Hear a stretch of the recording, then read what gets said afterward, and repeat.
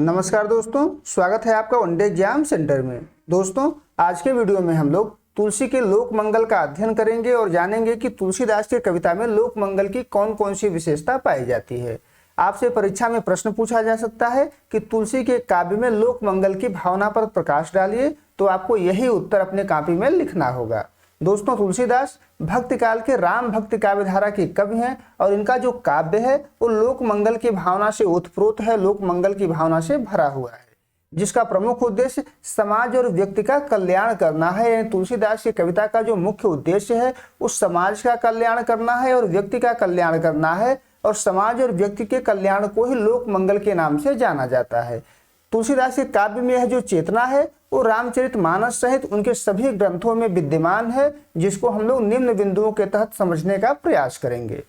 पहला जो बिंदु है वो है काव्य का उद्देश्य लोक मंगल, यानी तुलसीदास की कविता का जो मुख्य उद्देश्य है वो लोक मंगल है, लोक मंगल की स्थापना करना है। तुलसीदास ने स्वयं अपनी कविता का मूल उद्देश्य लोक मंगल बताया है। उनका मानना है कि वही कीर्ति, कविता और संपत्ति उत्तम है जो गंगा के समान सबका हित करने वाली हो। उन्होंने लिखा भी है कि कीरति भनित भूति भल सोई, सुरसर सम सब का हित होई, यानी वही कीर्ति अच्छा है जो गंगा के समान सबका हित कर रहा हो, जो गंगा के समान सबको हित प्रदान कर रहा हो। अगला जो बिंदु है वह है राम राज्य की आदर्श कल्पना। इन राम राज्य के आदर्श कल्पना के माध्यम से तुलसीदास लोक मंगल के स्थापना का प्रयास करते हैं। लोक मंगल की सर्वोच्च जो शिखर है तुलसी के कविता में वो राम राज्य की कल्पना में ही है, जहां दैहिक, दैविक और भौतिक किसी प्रकार का कोई कष्ट नहीं है, जनता सुखी है, सभी लोग अपने अपने अनुसार धार्मिक कार्य में लगे हुए हैं। तुलसीदास ने लिखा है कि दैहिक दैविक भौतिक तापा, राम राज्य नहीं काहू व्यापा, यानी राम के राज्य में दैहिक दैविक और भौतिक किसी प्रकार का कष्ट किसी को नहीं है, सभी लोग सुखी हैं और अपने अपने अनुसार कार्यों में लगे हुए हैं। अगला जो बिंदु है वह है समन्वय की विराट चेष्टा।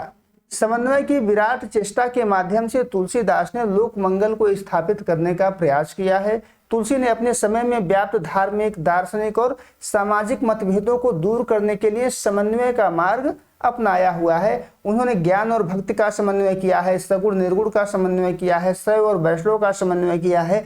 इन दो विरोधी विचारधाराओं के बीच समन्वय करके उन्होंने लोक मंगल को स्थापित करने का प्रयास किया है।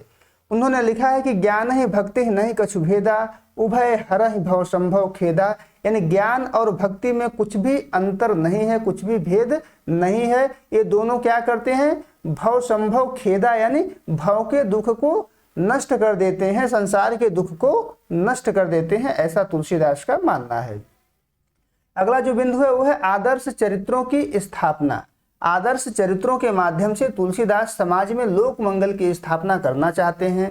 व्यक्ति, परिवार और समाज के लिए आदर्श प्रस्तुत करने हेतु तुलसी ने राम, सीता, भरत, हनुमान जैसे मर्यादा पुरुषोत्तम चरित्रों का निर्माण किया है, जिनके आचरण लोक कल्याणकारी हैं। उदाहरण के लिए राम का वचन पालन, भरत का भ्रातृ प्रेम और सीता का पतिव्रत जो धर्म है उस समाज को उत्तम जीवन मूल्यों की प्रेरणा देते हैं, और इसके माध्यम से तुलसीदास ने समाज में लोक मंगल का प्रयास किया हुआ है, समाज के कल्याण का प्रयास किया हुआ है। अगला जो बिंदु है वह है सामाजिक मर्यादा और कर्तव्य बोध।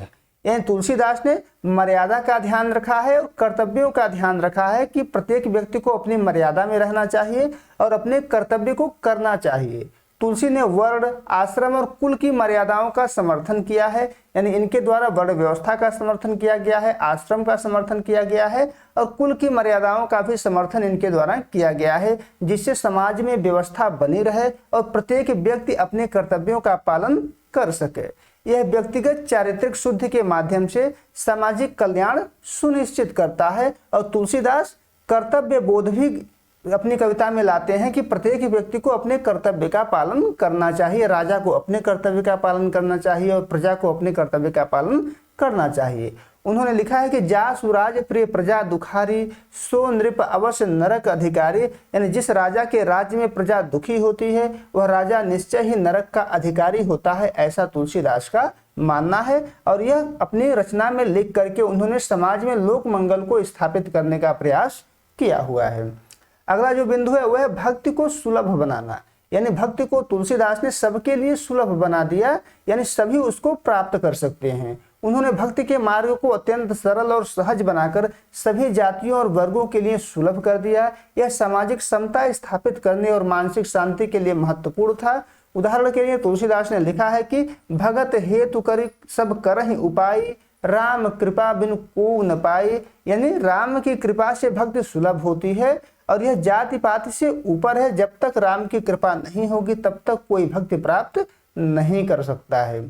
अगला जो बिंदु है वो है कुरीतियों का विरोध और समता भाव। यानी तुलसीदास ने अपने ग्रंथों के माध्यम से कुरीतियों का विरोध किया है और समाज में समानता की स्थापना किया है। तुलसी ने तत्कालीन समाज की कुरीतियों का विरोध किया है, जातिवाद का विरोध किया है, ब्राह्मणवाद की रूढ़ियों का विरोध किया है। उन्होंने सबरी, निषाद राज जैसे निम्न वर्ग के पात्रों को राम के प्रेम का पात्र बना करके समता का संदेश दिया है।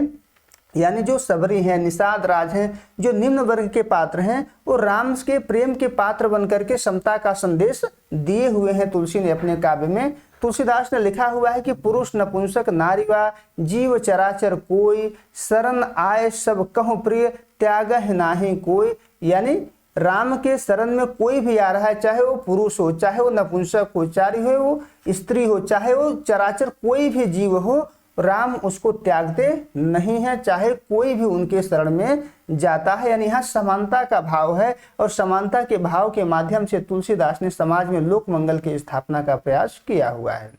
अगला जो बिंदु है वह सत्संग और नैतिक मूल्यों पर बल।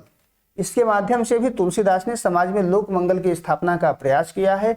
उन्होंने सत्संग को मोक्ष का मूल साधन बताया है और सत्य, दया, परोपकार, क्षमा जैसे नैतिक गुणों को अपनाने पर जोर दिया है, जो लोक व्यवहार को शुद्ध बनाते हैं और समाज में लोक मंगल की स्थापना करते हैं। उन्होंने लिखा है कि बिनु सत्संग विवेक न होई, राम कृपा बिनु सुलभ न सोई, पर हित सरिस धर्म नहीं भाई, पर पीड़ा सम नहीं अधमाई। यानी दूसरों के हित के समान कोई धर्म नहीं है और दूसरों को पीड़ा पहुंचाने के समान कोई नीचता नहीं है, ऐसा तुलसीदास का मानना है। और यह कह करके उन्होंने समाज में लोक मंगल को स्थापित करने का प्रयास किया है। निष्कर्ष रूप से हम कह सकते हैं कि तुलसी का संपूर्ण काव्य एक विशाल लोक मंगल का विधान है, जो आदर्श जीवन मूल्यों, समन्वय, भक्ति और सदाचार के माध्यम से व्यक्ति और समाज को आध्यात्मिक एवं व्यवहारिक कल्याण की ओर प्रेरित करता है।